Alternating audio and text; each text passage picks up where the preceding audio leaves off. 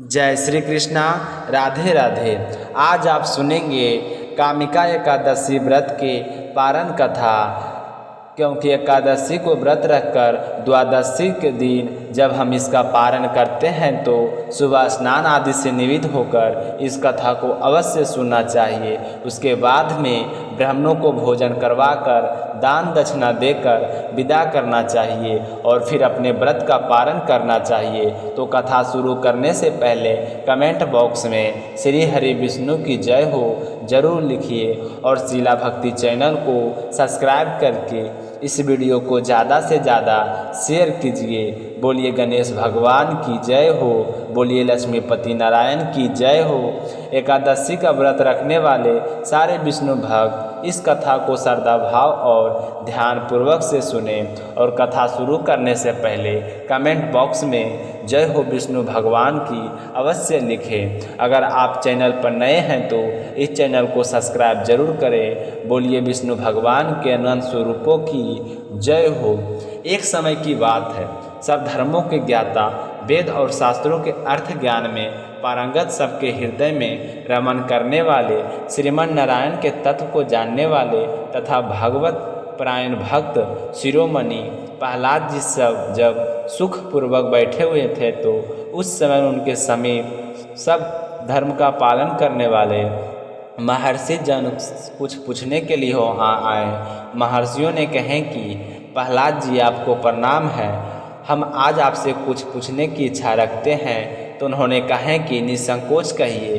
तो महर्षि ने कहे कि प्रहलाद जी आप ऐसा कोई साधन बताइए जिससे ज्ञान ध्यान और इंद्रिय निग्रह के बिना अनायास भगवान नारायण का परम पद प्राप्त हो जाए। तो ऋषियों से ऐसा पूछने पर संपूर्ण लोगों के हित के लिए उद्धार रहने वाले विष्णु भक्त महाभाग भारत का प्रहलाद जी ने इस प्रकार कहें कि महाभारत जो 18 पुराणों का सार से भी सार तत्व है, जिसे कार्तिकेय जी के पूछने पर भगवान शंकर ने उन्हें बताए थे कि मैं उसका वर्णन करता हूँ। आप सब ध्यान पूर्वक सुनिए। जो कि कली काल में एकादशी का व्रत रात्रि जागरण पूर्वक करते हैं एवं वैष्णव शास्त्र के पाठ कराता है, उसके कोटि कोटि जन्मों के हुए 4 प्रकार के पाप नष्ट हो जाते हैं। जो एकादशी के दिन वह शास्त्र उपदेश करता है उसे मेरा भक्त जानना चाहिए, जिसे एकादशी व्रत को करने से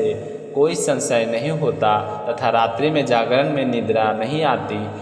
जो उत्साहपूर्वक नाचता और गाता है वही मेरा विशेष भक्त है। मैं उसे उत्तम ज्ञान देता हूँ और भगवान विष्णु मोक्ष प्रदान करते हैं। अंत में मेरे भक्त को विशेष रूप से एकादशी व्रत एवं व्रत के दिन रात्रि में जागरण करना चाहिए। जो कोई भगवान विष्णु को से बैर रखते हैं उन्हें पाखंडी जानना चाहिए और जो एकादशी की रात्रि को जागरण भजन करते हुए रात बिताते हैं उन्हें आधे निवेश मात्र में अग्नि टोम तथा आती रात यज्ञ का समान फल प्राप्त होता है। जो रात्रि जागरण के बारंबार भगवान विष्णु के मुखारविंद का दर्शन करते हैं उनको भी वही फल प्राप्त होता है। जो मनुष्य द्वादशी तिथि को एक बार पारण एवं भगवान विष्णु के आगे जागरण करते हैं वे यमराज के पास से मुक्त हो जाते हैं। जो द्वादशी को भगवान का स्मरण करते हुए रात्रि जागरण करता है और गीता शास्त्र के मनोविनोद करते हैं वे भी यमराज के बंधन से मुक्त हो जाते हैं। और जो प्राण त्याग हो जाने पर भी द्वादशी का जागरण नहीं छोड़ते वे धन्य और पुण्य आत्मा होते हैं। जिनके वंश में लोग एकादशी की रात में जागरण करते हैं वे ही धन्य हैं। जिन्होंने एकादशी को जागरण किया है उन्होंने यज्ञ दान गया है, श्राद्ध और नित्य प्रयाग स्नान कर लिया है। ऐसे भक्तों को सन्यासियों के संन्यास का पुण्य फल भी मिल जाता है और उनके द्वारा इष्ट कर्मों का भी फलीभांति पालन हो जाता है। सदानंद भगवान विष्णु के भक्त जागरण सहित एकादशी का व्रत करते हैं, इसलिए वे मुझे सदा ही विशेष प्रिय होते हैं। जिसे वर्धनी एकादशी की रात में जागरण किया है उन्हें पुनः प्राप्त होने वाली शरीर के स्वयं ही बस में कर दिया है। जिसने त्रिस्पष्ट एकादशी को रात्रि में जागरण किया है वह भगवान विष्णु के स्वरूप लीन हो जाता है। जिसे हरो प्रबोधनी बुधनी एकादशी के रात में जागरण किया है उसके स्थूल सूक्ष्म सभी पाप नष्ट हो जाते हैं। जो द्वादशी के रात में जागरण तथा ताल स्वर में संगीत के आयोजन करता है उसे महान पुण्य की प्राप्ति होती है।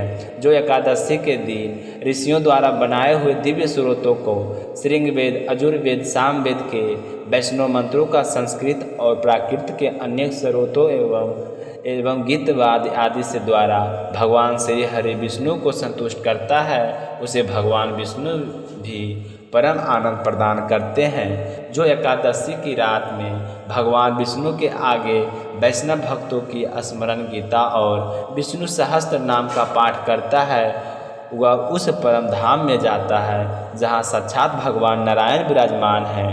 पुण्य में भगवान तथा स्कंद पुराण भगवान विष्णु को अत्यंत प्रिय है। मथुरा और ब्रज में भगवान विष्णु के बाल चरित्र का वर्णन किया गया है। उससे जो एकादशी की रात में भगवान केशव का पूजन करना पड़ता है उसका पुण्य कितना है यह मैं भी नहीं जानता, कदाचित भगवान विष्णु ही जानते हैं।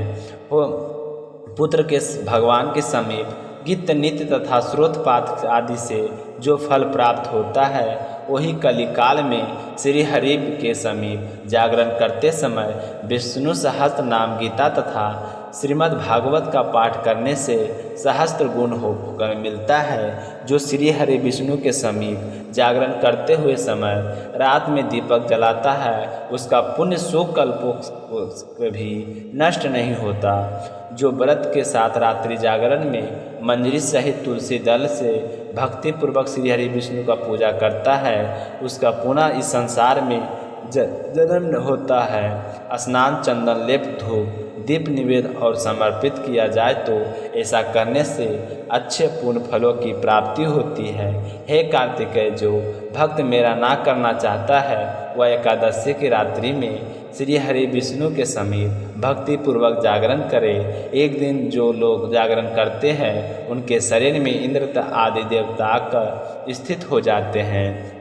जो जागरण काल में महाभारत का पाठ करते हैं वे उस परम धाम में जाते हैं जहाँ सन्यासी महात्मा जाया करते हैं। जो उस समय श्री रामचंद्र जी का चरित्र वंश कंठबद्ध पढ़ते हैं वे योगताओं की गति को प्राप्त करते हैं।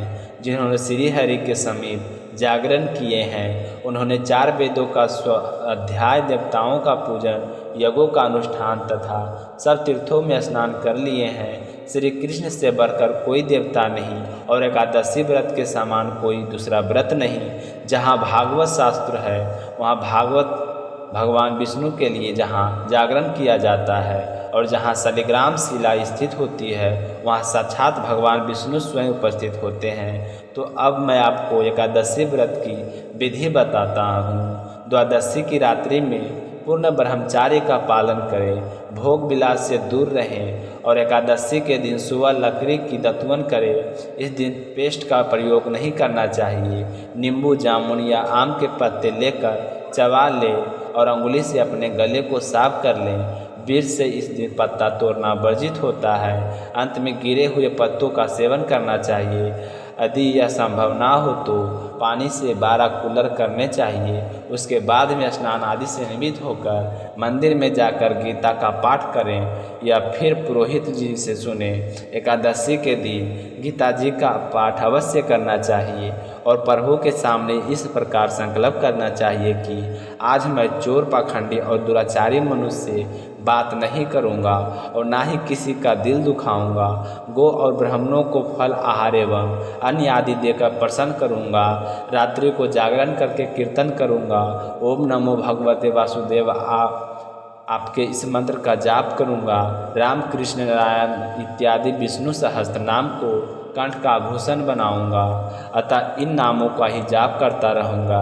इस प्रकार संकल्प करके श्री हरि विष्णु भगवान का स्मरण करके प्रार्थना करें कि हे त्रिलोक पति, मेरी लाज आपके हाथ में है, अतः मुझे इस प्रण को पूरा करने की शक्ति प्रदान करें। ज़्यादा से ज़्यादा मौन जप, शास्त्र पठन, कीर्तन, रात्रि जागरण एकादशी व्रत में बहुत ही ज़्यादा लाभ पहुंचाते हैं। इसलिए इन नियमों को ज़्यादा से ज़्यादा पालन कीजिए। एकादशी के दिन शुद्ध द्रव्य में से बने हुए नहीं पीने चाहिए, जैसे कोल्ड ड्रिंक्स, एसिड आदि डाले हुए तथा डिब्बे बंद फलों का रस भी नहीं पीना चाहिए और इस दिन अन्न ग्रहण नहीं करना चाहिए।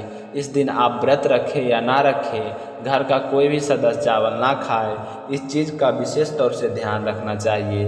व्रत रखने वाले विष्णु भक्त इस दिन फल या फिर घर पर निकला हुआ फलों का रस या फिर दूध पीकर रहना विशेष लाभदायक होता है। व्रत के यह 3 दिन होते हैं, दशमी, एकादशी और द्वादशी। इन तीनों दिनों में कांसे के बर्तन में मांस, मंदिरा, प्याज, लहसुन, मसूर, उड़द, चने, साग, शहद, तेल और अधिक जल का प्रयोग नहीं करना चाहिए। व्रत के पहले दिन यानी कि द्वादशी को और दूसरे दिन यानी कि द्वादशी के हविष यानी कि जो गेहूँ, मूंग, सेंधा नमक, काली मिर्च, शक्कर और गाय का घी चीज़ों से बना हुआ भोजन एक ही बार ग्रहण करना चाहिए। दशमी के दिन सुबह और द्वादशी के दिन सुबह फल आहारी को गाजर, सलजन, पालक, गुलफा का साग इत्यादि सेवन नहीं करना चाहिए। आम, अंगूर, केला, बादाम, पिस्ता इत्यादि अमृत फलों का सेवन करना चाहिए। जुआ नहीं खेलना चाहिए। रात को ज़्यादा देर तक नहीं सोना चाहिए। पान, पराई का निंदा नहीं करना चाहिए। चुगली करना, चोरी करना, हिस्सा, मैथुन, क्रोध, झूठ, कपट आदि से कुकर्मों से दूर रहना चाहिए और शांत रहना चाहिए। और बैल के पीठ पर बैठकर सवारी नहीं करना चाहिए। अगर बैलगाड़ी है तो इन दिनों में बैलगाड़ी पर भी नहीं चढ़ना चाहिए। और भूलवश किसी निंदक से बात हो जाती है तो इस दोष को दूर करने के लिए भगवान विष्णु को दर्शन तथा धूप दीप से श्री हरि की पूजा करके क्षमा मांगनी चाहिए। एकादशी के दिन घर में झाड़ू नहीं लगाना चाहिए, इससे चींटी आदि सूक्ष्म जीवों का मृत्यु भय रहता है। इस दिन बाल भी नहीं कटवाने चाहिए। मधुर भाषा बोलनी चाहिए और ज़्यादा नहीं बोलना चाहिए, क्योंकि अधिक बोलने से नहीं बोलना चाहिए, क्योंकि अधिक बोलने से ना बोलने वाले वचन भी निकल जाते हैं। इस दिन सत्य भाषा का प्रयोग करना चाहिए और कम से कम बोलना चाहिए। इस दिन यथाशक्ति अनदान करना चाहिए, किंतु स्वयं किसी का दिया हुआ अन्न कदापि ग्रहण ना करें। प्रत्येक वस्तु प्रभु को भोग लगाकर तथा तुलसी दल छोड़कर नहीं ग्रहण करना चाहिए, क्योंकि एकादशी के दिन श्री हरि विष्णु को तुलसी दल का भोग लगाना जरूरी होता है। इसके बिना हमारा कोई भी भोग पूरा नहीं माना जाता है। लेकिन हम स्वयं एकादशी के दिन तुलसी नहीं ले सकते। एकादशी के दिन किसी संबंधी की मृत्यु हो जाती है तो उस दिन व्रत रखकर उसका फल संकल्प करके उस मृतक को दे देना चाहिए। और जब उसकी अंशिता गंगा जी के प्रवाहित की जाती है तो एकादशी व्रत रखकर उसका फल भी उसे प्राणी से निमित्त कर देना चाहिए। प्राणी मात्र को अंतर्यामी का अवतार समझकर किसी से छल कपट नहीं करना चाहिए।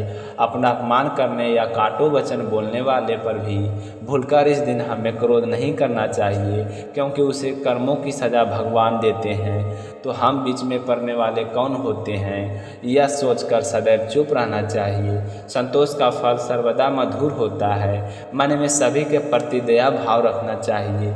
इस विधि से व्रत करने वाला उत्तम फल को प्राप्त करता है।